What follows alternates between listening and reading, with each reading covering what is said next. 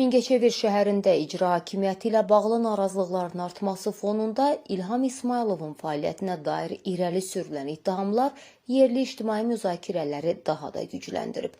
Yeniçə Ağaza daxil olan məlumata görə sakinlər mövcud rəhbərliyin vəzifədən azad edilməsinin regionun inkişafı üçün vacib olduğunu bildirirlər.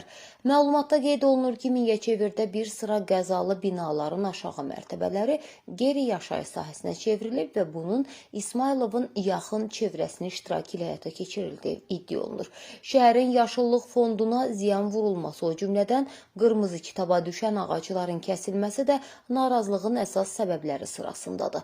Yaşıllığın yerində müxtəlif obyektlərin tikilməsi şəhər sakinləri tərəfindən ciddi etirazla qarşılanır və bu addımların icra başçısının xeyir duası ilə həyata keçirildiyi bildirilir.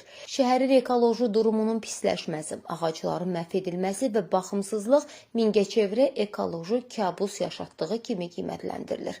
Sakinlər bildirir ki, İlham İsmayılov sabiq Nəqliyyat naziri Ziya Məmmədovun icra hakimiyyəti sistemindəki son adamı kimi tanınır və həmin dairələrin dəstəyi ilə vəzifəyə gətirilib.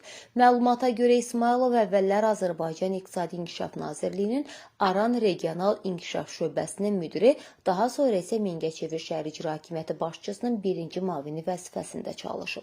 Ziya Məmmədovun hakimiyyət strukturlarından uzaqlaşdırılmasından sonra isə İsmayılov prezident administrasiyasının keçmiş rəhbəri Ramiz Mehdiyevin xeyir duası ilə icra başçısı postuna təyin edilib.